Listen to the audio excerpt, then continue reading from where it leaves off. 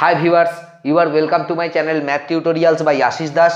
Myself Ashis Das and this is my video number 403.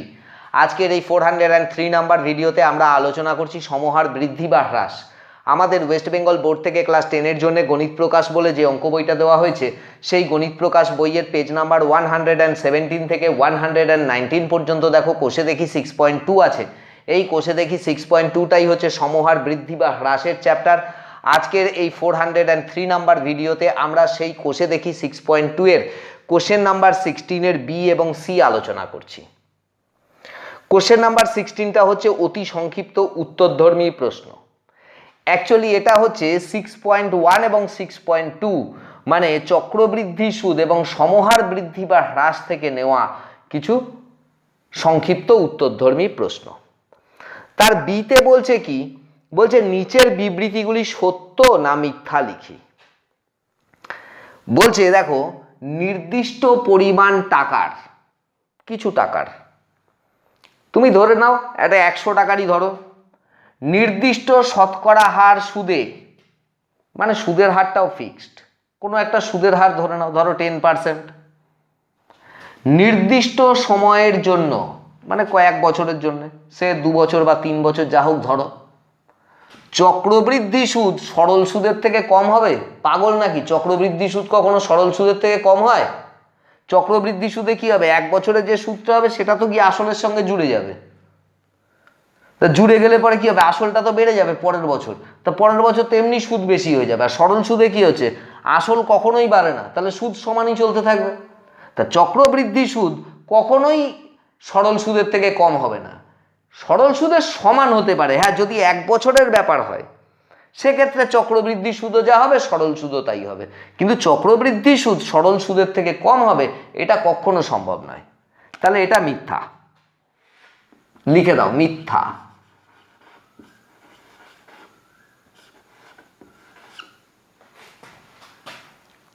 দু নম্বর বলছে চক্রবৃদ্ধি সুদের ক্ষেত্রের নির্দিষ্ট সময় অন্তর সুদ আসলের সঙ্গে যোগ হয়।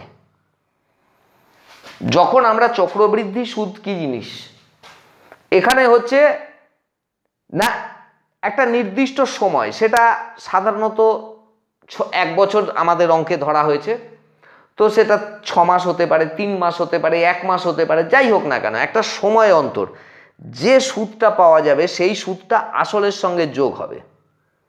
তাহলে আসলটা বেড়ে যাবে, সেই কারণে আসলের পরিমাণ ক্রমাগত বাড়তে থাকে। হ্যাঁ, এটা তো ঠিক, এটাই চক্রবৃদ্ধি সুদ।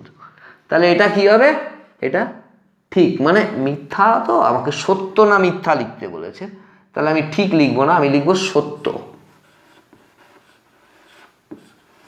সত্য হয়ে গেল বি। সিতে বলছে শূন্যস্থান পূরণ করি। নির্দিষ্ট পরিমাণ টাকার বার্ষিক নির্দিষ্ট শতকরা হার সুদে, টাকার অঙ্কটাও সমান, সুদের হারটাও সমান, তাই 1 বছরের চক্রবৃদ্ধি সুদের পরিমাণ এবং সরল সুদের পরিমাণ তাহলে তো সমানই হবে। 1 বছর হলে চক্রবৃদ্ধি সুদও যা সরল সুদও তাই। কেন, 1 বছর পরে গিয়ে সুদটা আসলের সঙ্গে যুক্ত হবে, তখন চক্রবৃদ্ধি সুদের ক্ষেত্রে আসলের পরিমাণটা বেড়ে যাবে এবং দ্বিতীয় বছরে সুদটা বেশি পাওয়া যাবে। তো 1 বছর যখন বলছে এখানটাতে সমান হবে, সমান।